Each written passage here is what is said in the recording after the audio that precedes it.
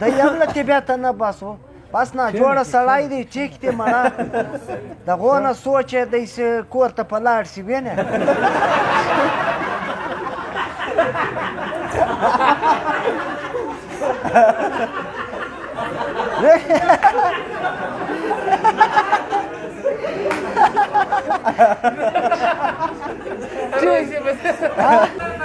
ته پیچ پاک سړی په تا هېڅ نه دي سوي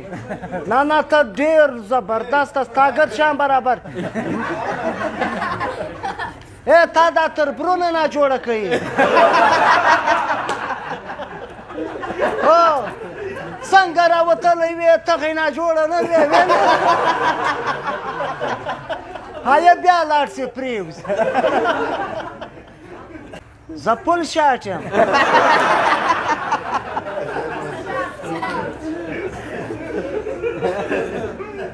په دا دولې سخت سماج کې چې پل شاټ نه سي چلېدی نه سي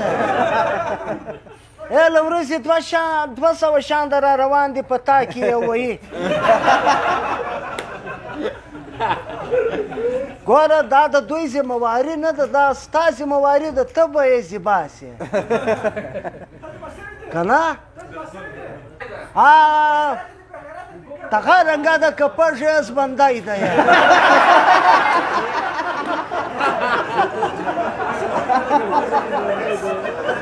هېڅ مسله نه ده هېڅ او دا یو یې بیا ته که پژه بس ده منه او هر سړی خو به نو غېږباز نه وي نه به هر سړی ډاکټر وي نه به هر سړی جج وي که نه جج صاحب هم ناست دی ما او تا به ټوکې کوو هغه به 25 سال سزا سوی دوی ویلې ولې جج به سړي ته ویلې ول آخري خواهش ته چشتې ده ویل ما ایله کوي هغه شي ویل ول ما ایله کوي هغه ولی نو د چا نه ده فرق چا ویل زموږ په خوا چا چاته ویلې ول چش ته خوښ ول تکه سپینه ښایسته ښځه یو د لاندې غوښه ښایسته د ټوډي چکر یو د پی چای هغه بل ولی نو د کم او رتکسې نسي خوښ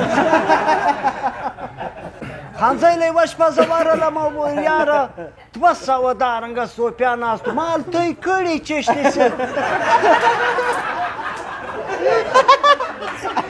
ما هلته یې کړي چشتې ګردو بیا پکشني عمردونه غټې ژېرې یې له کړي دا چای خو د مجلس شای دی مړه یا مجلس به کود جای چای خو د پښتنو شای دی ویل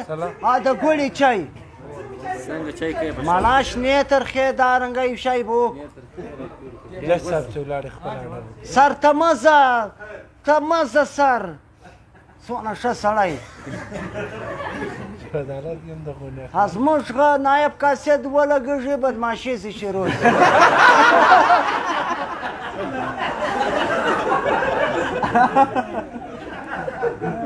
یاره ښه سړیتوب ډېره معنا لري ښه اوده معنا نه لري ښه سړیتوب معنا لري بلکل شوکت که ښه که خر وې ډاکټر یې خر ډاکټر څه معنا لري چې تا ته خپل پیشنټ خر صاحب یایي خر صاحب وینې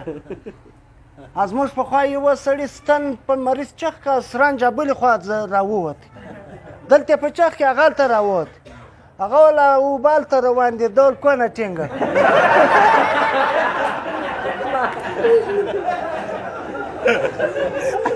هغه ویلې ول کونه ټینګه د ستن هلته روانه